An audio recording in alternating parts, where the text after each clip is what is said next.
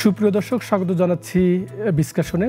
ইসলামী bank Bangladesh নিবেদিত এই অনুষ্ঠানে আপনারা জানেন আমরা ব্যবসা, বাণিজ্য এবং অর্থনীতি নিয়ে আলাপ করি, আর আপনাদের সঙ্গে আছি আমি সাইদ আরমান। প্রিয় দর্শক, অন্তর্বর্তী সরকার 1 বছর পূর্ণ করতে যাচ্ছে। অনেকেই বলছেন এই সময় ব্যবসা বাণিজ্য স্থবির হয়ে পড়েছে, বিশেষ করে রাজনৈতিক অনিশ্চয়তায় পড়েছে পুরো দেশের অর্থনীতি। ব্যবসায়ীরা আসলে কি বলছেন সেসব বিষয় নিয়েই আজ আমরা আলাপ করব।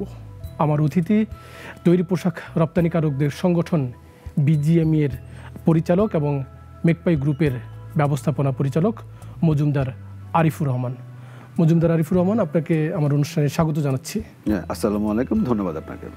আমরা একটু সার্বিকভাবে ব্যবসা বাণিজ্য নিয়ে একটু আলাপ করব, কিন্তু তার আগে আপনি এবং আপনার পরিবার যেহেতু একটি রাজনৈতিক আদর্শে বিশ্বাস করে, বিশেষ করে বিএনপি রাজনীতির সঙ্গে আপনার পরিবারের সম্পৃক্ততার কথা জানা যায়, তো টানা লম্বা সময় তো বাংলাদেশে আওয়ামী লীগের শাসনামল ছিল।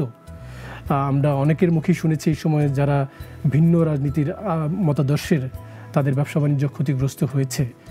একটু আপনার পরিস্থিতিটা আসলে কেমন গেছে? ধন্যবাদ, আপনি ঠিকই বলেছেন।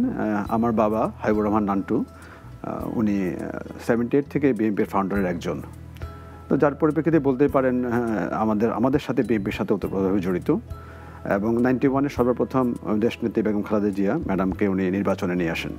তারপর থেকে আমার বাবা ওনার নির্বাচনের প্রধান সমন্বয়ক হিসাবে ছিলেন আমাদের দেশের বাড়ি ফেনীর ফুলগাজীতে, দ্যাট মিনস নির্বাচনী এলাকা 1। বুঝতেই পারছেন আমাদের মানে অতীতের দিনগুলো কীভাবে গিয়েছে। আমরা ব্যবসা শুরু করি 2003 সালে। 2003 সাল থেকে আরম্ভ করে 2013 সাল পর্যন্ত খুব ভালো ব্যবসা করেছি এবং ভালো রিওয়ার্ডও পেয়েছি। হঠাৎ 2014 ইলেকশনের আগে কেমন জানি টার্গেট ওরিয়েন্টেড হয়ে গেলাম আমরা। আমাদেরকে বলা হচ্ছে আমরা বিএনপিকে বিভিন্নভাবে সহায়তা করছি, ফাইন্যান্স করছি, বা আমাদের ফ্যাক্টরিগুলোতে আমাদের এলাকার লোকজন বেশি কাজ করে, ওদেরকে দিয়ে আমরা বিভিন্ন রকম সাংঘর্ষিক কাজে লাগাচ্ছি। তো যার পরিপ্রেক্ষিতে তখন থেকে আমাদের উপর খুব নেগেটিভিটি কাজ করে, সব ক্ষেত্রে কাস্টমস বলেন, ট্যাক্স বলেন, ব্যাংক থেকে। তারপরে যেহেতু আমাদের নীতি নৈতিকতা ঠিক ছিল, কখনো বিচ্যুতি হয়নি আদর্শ থেকে, আমরা টিকেছিলাম। কষ্ট হয়েছে আমাদের, কখনো মনে হচ্ছে যে মনে হয় জানটা বেরিয়ে যাবে, কখনো মনে হচ্ছিল যে সকাল থেকে ঘুম থেকে উঠলে মনে হয় নিঃশ্বাসটা বন্ধ হয়ে যাবে। তারপরেও কাটিয়েছি। তারপরে তো আল্লাহর অশেষ রহমতে 5ই আগস্ট আসলো, একটা কেয়ারটেকার গভর্নমেন্ট আসলো, তখন আমরা নিঃশ্বাস ফেলতে পারলাম।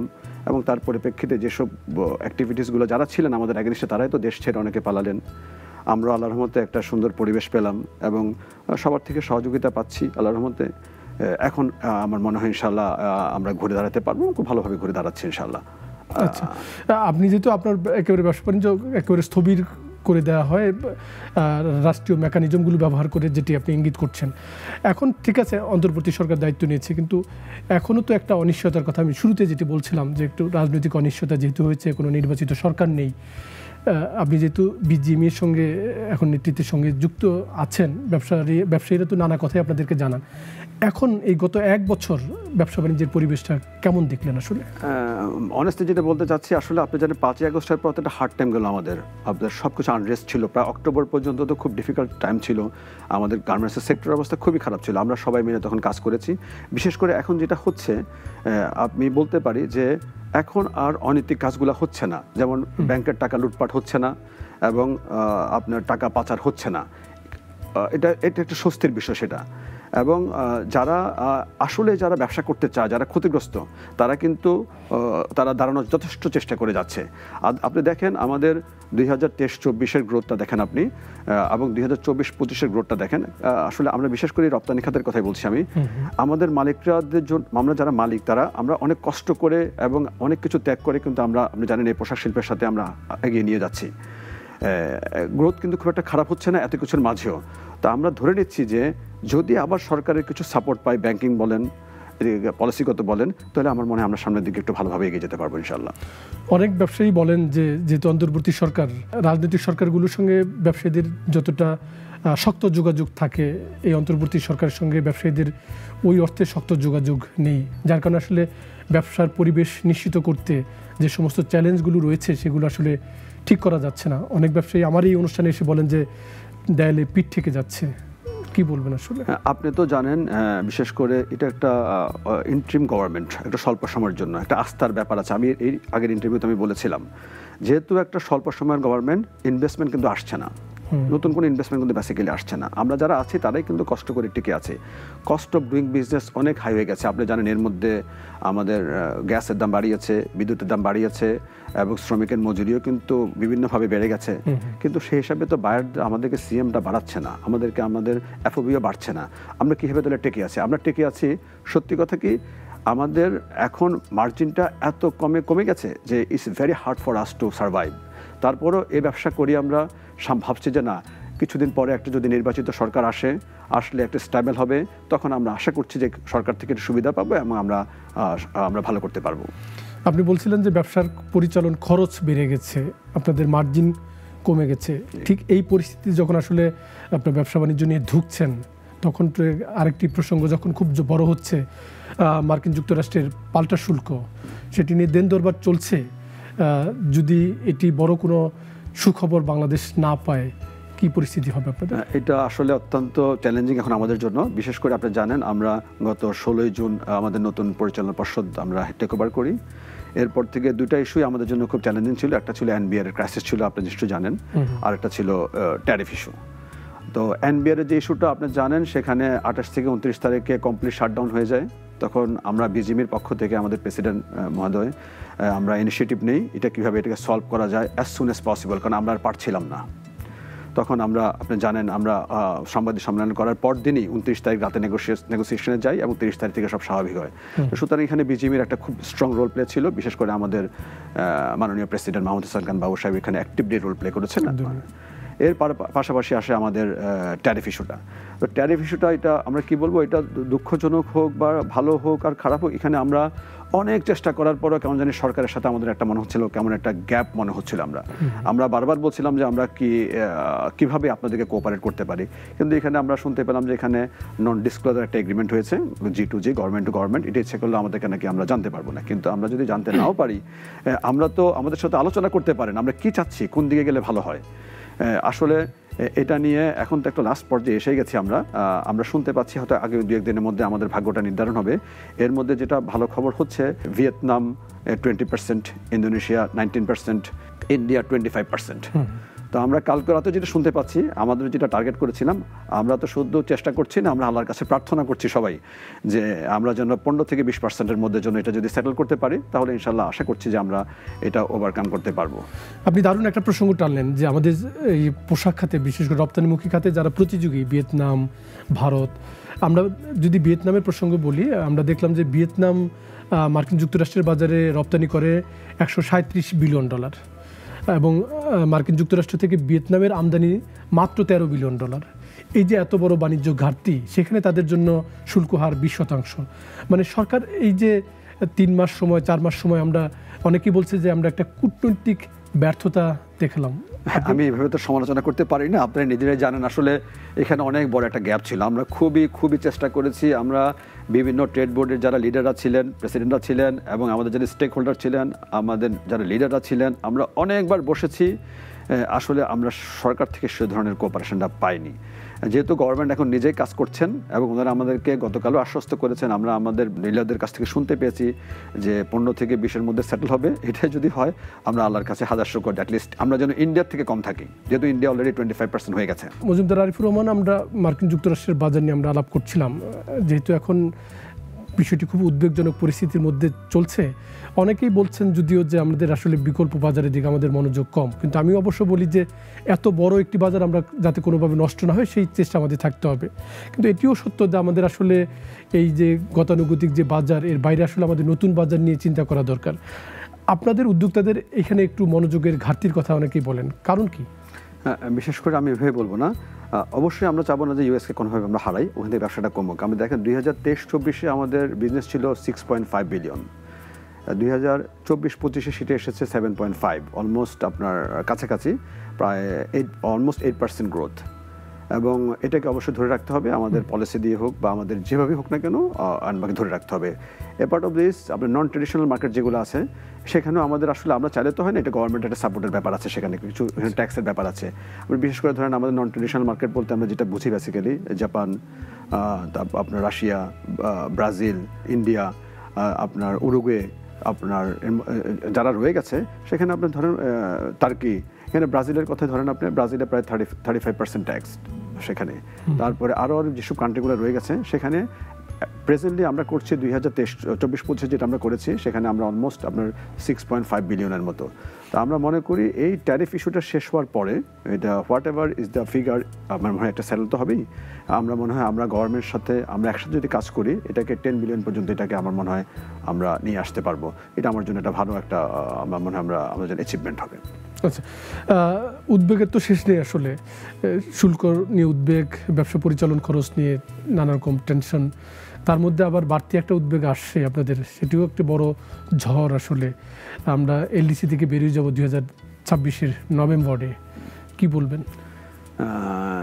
আপনি ভালো করে জানেন 2026-এর নভেম্বর, এটা নিয়ে আমি আগেও কথা বলেছি, আমাদের যারা বিশেষজ্ঞরা এবং আমাদের যারা স্টেক হোল্ডাররা আমরা ভাবছি still we are not ready for LDC graduation, we need some time, at least আমাদেরকে একটু টাইমটা দেখ, কারণ গ্র্যাজুয়েশন হলে তো হবে না, প্যারামিটারগুলোকে কমপ্লাই করতে হবে, সে কমপ্লাই করার মতো অবস্থানে আমরা আসলে নাই। বিকজ এই একটা বছর আপনার 5ই আগস্ট থেকে আরম্ভ করে আপনার সে ধরেন আপনার ইলেকশনটা হবে ফেব্রুয়ারিতে, আসলে ও হচ্ছে কাজ কিন্তু সেই তো অর্থে ভালোভাবে তো হচ্ছে না, আমরা কি আসলে আগাইতে পারছি? সেটা পারছি না।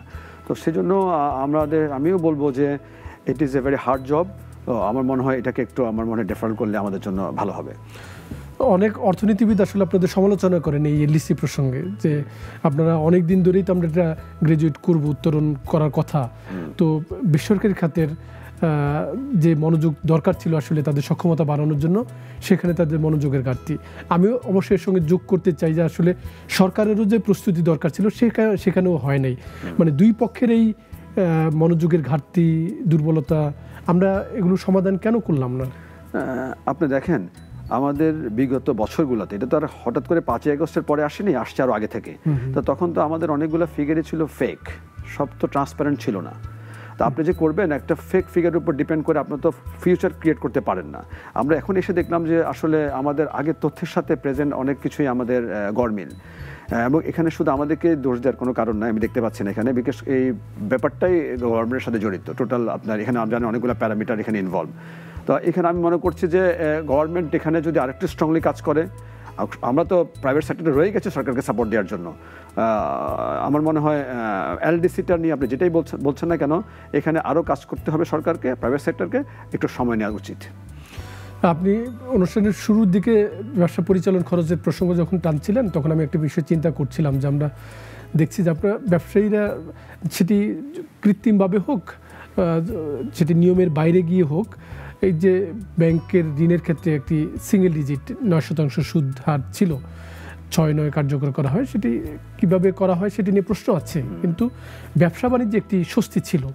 সেটি যখন উন্মুক্ত হলো, ব্যাংকিং খাতে তারল্য সংকট যখন বাড়লো, এই যে নানা রকম সংকট যখন তৈরি হলো, এখন তো সুদ হার সেটি 14-15% গিয়ে দাঁড়িয়েছে।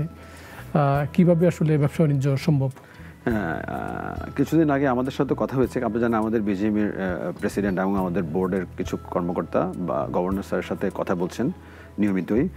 আসলে cost of doing business high করলে তো আসলে এটা সাস্টেনেবল না, সেটা লং টাইমে করা যাবে না। এবং আমরা ওনাকে বলেছি যে আপনি জানেন এনপিএল রেটটা অনেক হাই হয়ে গেছে এবং বাংলাদেশের থেকে অনেক টাকা বাইরে চলে গেছে, যার পরিপ্রেক্ষিতে ইন্টারেস্টটা তো এটার উপর ডিপেন্ড করে 15% হয়ে গেছে। তো এখন গভর্নর বাংলাদেশ ব্যাংকই বলছেন যে না ঠিক আছে, এখন তারল্য সংকটটা কম, মানি মার্কেটের অবস্থা ভালো, এবং উনি আমাদেরকে আশ্বস্ত করেছেন যে ইন্টারেস্ট রেটটা কমিয়ে নিয়ে আসবেন, কিন্তু সিঙ্গেল ডিজিটে কবে নিয়ে আসবেন সেটা এখন উনি আশ্বস্ত করে পারেননি, বাট উনি বলছেন আগামী 2-3 মাসের মধ্যে হয়তো বা একটা ভালোভাবে এটা কমিয়ে নিয়ে আসবেন। আসলে এটা না কমলে আমরা আসলে বিজনেসকে কন্টিনিউ করতে পারবো না, কারণ চাপ তো শুধু ভিতরে না, বহির্বিশ্বের চাপও তো রয়ে গেছে গিয়া, এদিকে প্রাইস বাড়ছে না, তো সব কিছু মিলিয়ে সব আমাদের উপর চাপিয়ে দিলে তো আর আমরা টিকতে পারবো না। এখানে সব কিছু মিলেই কিন্তু একটা টিম, তো ওই টিমে আমি চাই যে সরকার আমাদেরকে যারা গার্মেন্টসের মালিকদের অবস্থা কি, আসলে প্রকৃত চিত্র কি, আপনারা যারা সাংবাদিকরা এবং আমার মনে হয় অন্যান্য আমাদের সাথে যারা রিলেটেড তারা বুঝতে পারেন। এবং গভর্নমেন্টকেও আমার মনে হয় আমি আপনাকে অনুরোধ করব যে আপনারা ওকে বলেন আসলে আমাদের রিয়েল সিনারিওটা কি। দেখেন, আপনি অনেকগুলো ফ্যাক্টরির মালিক পালিয়ে গেছে, আপনি আপনারা জানেন সেটা। সেগুলো নিয়ে প্রতিনিয়তই কিন্তু বিজিএমইতে হিমশিম খেতে হচ্ছে ওদেরকে স্যালারি পেমেন্ট করার জন্য। কারণ এখানে গভর্নমেন্টও বলছে যে আপনারা একটা উপায় বের করেন কীভাবে ওনাদেরকে স্যালারিটা পেমেন্ট করা যায়। এবং বিজিএমইতে দিন পর পরে ওয়ার্কার আসছে এবং আমরা আমাদের নতুন বোর্ড এটা নিয়ে আমরা যথেষ্ট কাজ করে যাচ্ছি। শুধু এটার মধ্যে অনেকগুলো সমস্যার মধ্যে এটা একটা সমস্যা, আরও সমস্যাগুলো রয়ে গেছে সেখানে। এবং আরও এসএমই অনেকগুলো ফ্যাক্টরি খারাপের দিকে হয়ে যাচ্ছে গিয়ে। এবং এই ফ্যাক্টরিগুলো কীভাবে আমাদেরকে সাপোর্ট দিতে পারি। সাপোর্ট দিতে গেলে ওদের বিজিএমই থেকে সাপোর্ট দেওয়া সম্ভব না, সাপোর্টটা দিতে হবে নীতি নৈতিকতার মাধ্যমে, ব্যাংকিং সাপোর্ট দিতে হবে সেটা। তো এই জন্য আমরা বারবারই বাংলাদেশ ব্যাংকের সাথে মিটিং করছি। ওনারাও আমাদেরকে অনেক হার্ডলাইনের কথা বলছেন। যেমন বিশেষ করে আমি বলতে চাই যে আগে যেমন আমাদের ক্লাসিফিকেশন ছিল 6, 9, 12, এটাকে 3, 6, 9 নিয়ে আসছে। এটা আসলে আমি বলবো যে এটা একটা সুইসাইডাল। হঠাৎ করে এটা একটু সময় নেওয়া উচিত ছিল। একদম ইমিডিয়েট এফেক্ট করার জন্য আমরা সেই রকম ইকোনমি না, আমরা সেই ধরনের স্ট্যান্ড আমাদের নেই। তো এই জিনিসগুলো আসলে তো গভর্নমেন্টকে বুঝতে হবে, চাপিয়ে দিলে তো হবে না। চাপিয়ে দিলে হবে কি জিনিসটা খারাপের দিকে চলে যাবে। তো এইগুলো আমি মনে করি বাস্তবসম্মতভাবে এগুলোকে হ্যান্ডেল করাটা খুবই খুবই জরুরি। আপনি বিদেশি ক্রেতাদের প্রসঙ্গ টানছিলেন। আপনাদের পরিচালন খরচ বাড়ছে, কিন্তু আসলে অনেক দিন ধরেই বলেন, অনেক উদ্যোক্তাই বলেন যে আসলে বিদেশি ক্রেতারা নানা রকম নিয়মের কথা বলেন, কমপ্লায়েন্সের কথা বলেন, কিন্তু পণ্যের যে ন্যায্য মূল্য সেটি নিশ্চিত করতে চান না। এই যে গলদ, ক্রেতা বলছে যে আপনি কমপ্লায়েন্স করেন, আপনি তার কাছে ন্যায্য দাম পাচ্ছেন না, আবার শ্রমিকরা আপনাদেরকে বলে যে আপনারা শ্রমিকের ন্যায্য মজুরি দিতে চান না। এই গলদগুলোর আসলে আমাদের পোশাক খাত 45 বছরের, এই গলদগুলোর সমাধান কেন হচ্ছে না? আমরা বিশেষ করে পিছিয়ে গেছি। আপনি খেয়াল রাখবেন 2013-তে রানা প্লাজার পর থেকেই তখন ইমিডিয়েটলি যে ইফেক্টটা আসছে তখন থেকে কিছু জিনিস আমাদের উপর বাড়তি চাপিয়ে দিয়ে হয়েছে। আপনি অ্যাকর্ড এয়ারলাইন্স আপনি নিশ্চয়ই জানেন, এখন আরএসসি যেটা আসছে। এবং এখানে এটা সত্যি কথা যে আমাদেরকে অনৈতিকভাবে অনেক কিছু চাপিয়ে দেওয়া হচ্ছে। একদম একটা ফ্যাক্টরিতে আমি কমপ্লেক্সের কথাই বললাম, আপনি কমপ্লেক্সের প্যারামিটার 40টার মধ্যে আপনি একদম 38টা আপনার 100% ওকে। পরে আরেকজন অডিটর যাবে, হয়তো ওই ব্যক্তি যাবে না, যাবে আরেকজন ব্যক্তি বা আরেকটা টিম যাবে, গিয়ে আপনাকে আরও 20টা দিয়ে আসবে। এটা একটা ধরেন এন্ডলেস হয়ে গেছে গিয়ে। এখানে আমরা কোনোভাবে এটাকে আমরা আসলে একটা কোনো প্ল্যাটফর্মে নিয়ে আসতে পারছি না। তো আমাদের জানেন, আমরা এবার যারা ক্ষমতায় আসছি আমরা বলেছি যে এটাকে কিভাবে একটা সিঙ্গেলভাবে করা যায়, যে একটা সবচেয়ে টপটাই করবো, কিন্তু প্যারামিটার একটাই হতে হবে। তো এটা নিয়ে আমরা কাজ করছি। এটা তো ওভারনাইট হয়ে যাবে না, এটা সময় লাগবে। কারণ কেন জানি আমার কাছে আপনিও জানেন আমাদের অনেক শত্রু হয়ে গেছে এই ট্রেড পলিটিক্সে, বিশেষ করে আমাদের এক্সপোর্ট ওরিয়েন্টেড নিয়ে।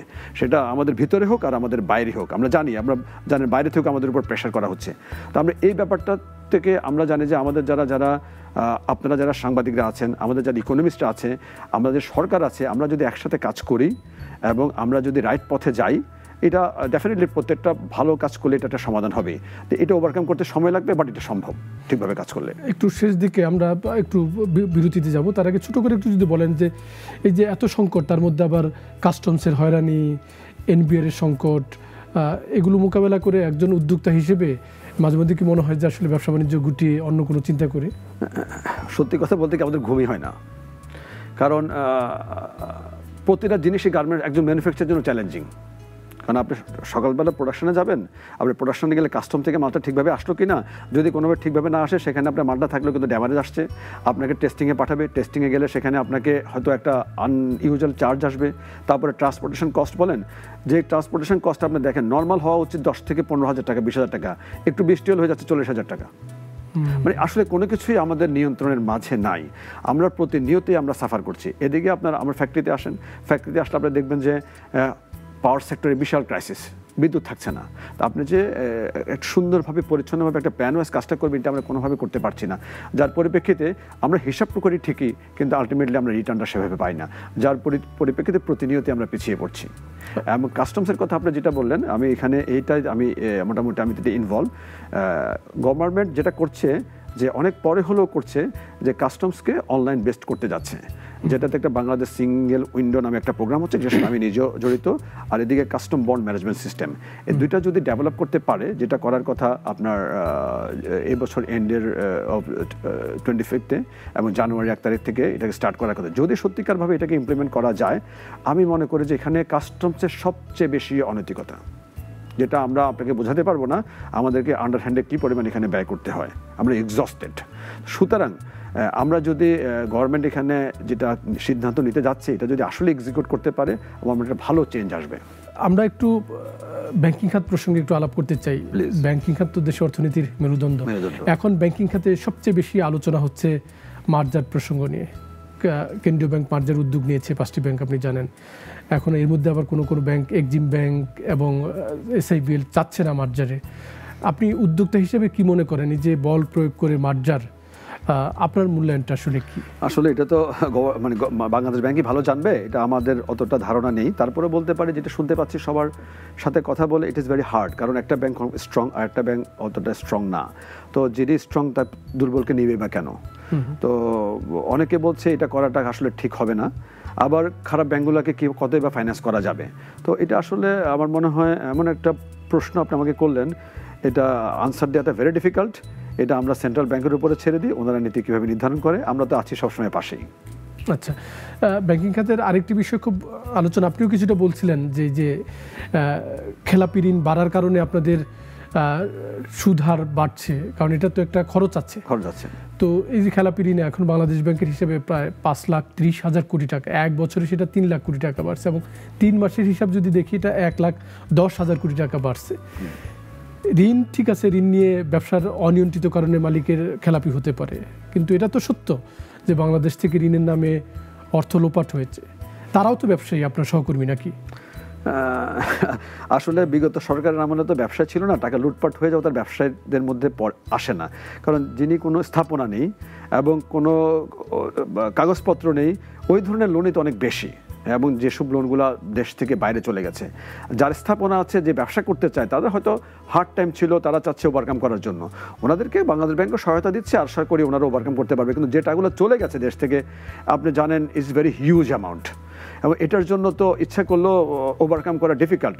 এবং যেহেতু এখন মনিটারিতে একটু স্থবিরতা আসছে, এবং বাইরে থেকে আমাদের এক্সপোর্টও বাড়ছে কিছুটা, এবং রেমিটেন্সও আসছে, এবং অনিয়ম হচ্ছে না, ব্যাংকগুলা না বুঝে লোন দিচ্ছে না, টাকা পাচার হচ্ছে না, সময় লাগবে দাঁড়াতে।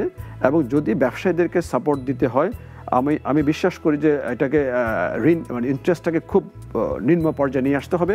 আর আপনি NPL এর কথা বলছেন, যারা প্রকৃত ব্যবসায়ী, যারা রিয়েলি সাফার করেছে, সে SME থেকে আরম্ভ করে টপ পর্যন্ত, আমি মনে করি ওনাদেরকে সর্বোচ্চ সহযোগিতা দিয়ে ব্যবসার সুযোগ দেওয়া উচিত। আর যারা খারাপ লোন, যেগুলো আসলে রিকভার হবে না, ওগুলোকে আলাদা করে ফেরা উচিত, কারণ রেখে দিব ঠিকই, কিন্তু এটা রিকভার তো আর হবে না, যাদের কোনো অস্তিত্বই নেই। তো আমি মনে করি ইকোনমিতে আরও সুশৃঙ্খলা আনতে গেলে এই দুইটাকে ক্যাটাগরি ওয়াইজ ভাগ করা খুবই জরুরি বলে আমি মনে করি। আপনি অর্থনীতির শৃঙ্খলার কথা বলছিলেন, আমি আমার অনুষ্ঠানের সূচনা বক্তব্যে যেটি বলেছি যে রাজনৈতিক অনিশ্চয়তা আছে, আপনি তো মনে করেন নিশ্চয়ই যে এই অর্থনীতি বা বাণিজ্য ঠিকঠাক চলতে গেলে খুব দ্রুত একটি রাজনৈতিক সরকার বাংলাদেশে জরুরি নাকি?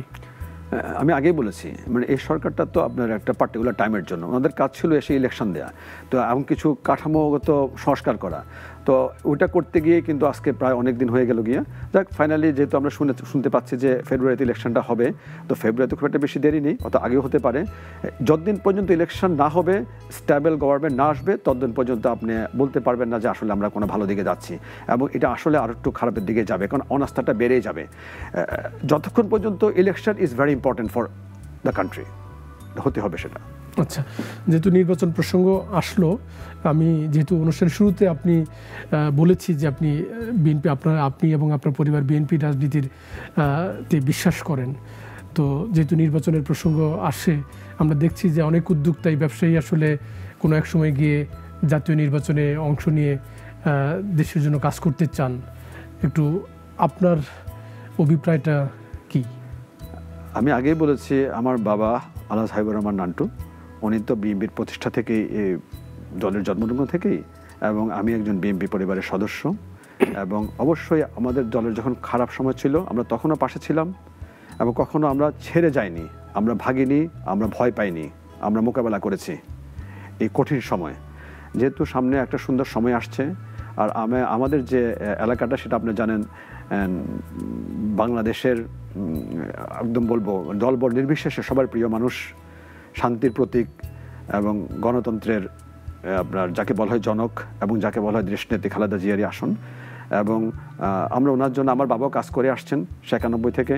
আমরা চাবো উনি আমাদের এখান থেকে ইলেকশন করবেন ইনশাল্লাহ, এবং ওনার পাশে থেকে দলের জন্য যা যা করা দরকার প্রতিটা কাজই করব ইনশাল্লাহ। আপনি কি এরকমটি বিশ্বাস করেন যে যদি এখন যেটি মনে হচ্ছে যে যেহেতু নির্বাচনী যে পরিবেশ দেখছি তাতে অনেকেই মনে করছে যে আগামী দিনে শাসন ক্ষমতা বিএনপির হাতে আসবে, বিএনপির হাতে যদি শাসন ক্ষমতা আসে ব্যবসার পরিবেশ ঠিকঠাক রাখতে আপনারা যারা আছেন উদ্যোক্তারা তারা আরও বেশি শক্তিশালী হবেন? আপনি জানেন, সত্যি কথা কি, বাংলাদেশ জাতীয়তাবাদী দল হলো যে ব্যবসায়িক ওরিয়েন্টেড। আপনি দেখেন আমাদের পার্টির যিনি সৃষ্টি করেছেন শহীদ রাষ্ট্রপতি স্বাধীনতার ঘোষক জিয়াউর রহমান, উনি কিন্তু বাংলাদেশে ব্যবসা নিয়ে আসছেন উনি, এবং আমাদের দেশনেত্রী খালেদা জিয়া উনি গার্মেন্টস সেক্টরকে তোলার জন্য যা যা করার সব কিছু করেছেন। এবং বিএনপিতে যারা রাজনীতির সাথে সম্পৃক্ত তারা সবাই কিন্তু আপনারা দেখেন ব্যবসা ওরিয়েন্টেড, যারা দেশের সাথে সম্পৃক্ত তাদের কাছে শুনবেন না কোনো টাকা লুটপাট করে নিয়ে গেছে। এবং আমরা চাই যে নতুন যদি ইনশাআল্লাহ বিএনপি যদি সরকার গঠন করতে পারে, আমাদের এখনকার পার্টির অ্যাক্টিং আপনি জানেন চেয়ারপারসন তারেক জিয়া, উনি রাষ্ট্র কাঠামোতে দিয়েছেন ৩১ দফা দিয়েছেন, আপনি দেখতে পাবেন সেখানে একটি সুন্দর রাষ্ট্র করতে গেলে কি কি করা উচিত ওই ৩১ দফার মধ্যে সব কিছু আছে। ওইভাবে যদি আমরা মেনটেন করতে পারি, আমার মনে হয় সামনের যে যদি আল্লাহর রহমতে সবার দোয়ায় বিএনপি আসতে পারে, বাংলাদেশকে বিএনপি সামনের দিনগুলোতে সামনের দিকে এগিয়ে নিতে পারবে।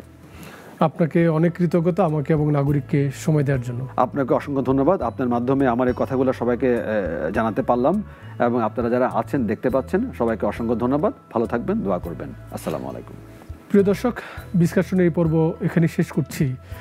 একটি সত্য যে উদ্যোক্তা যেটি বলছিলেন যে বাংলাদেশের অর্থনীতি কিন্তু আসলে বেসরকারি খাতের উপরে নির্ভরশীল, কিন্তু তিনি যেটি বললেন যে আসলে উদ্যোক্তারা নানা কারণে ঘুমাতে পারেন না। সরকারকে কিন্তু এখানে শক্ত পদক্ষেপ নিতে হবে, বেসরকারি খাত যাতে কোনোভাবেই আক্রান্ত না হয়, ব্যবসার পরিবেশ ঠিক রাখতে হবে। আমরা চাই রাজনৈতিক অনিশ্চয়তা কেটে যাক, ব্যবসা বাণিজ্যের পরিবেশ ঠিক হোক। আজ এখানেই শেষ করছি। সবাই নিরাপদে থাকবেন, সুস্থ থাকবেন।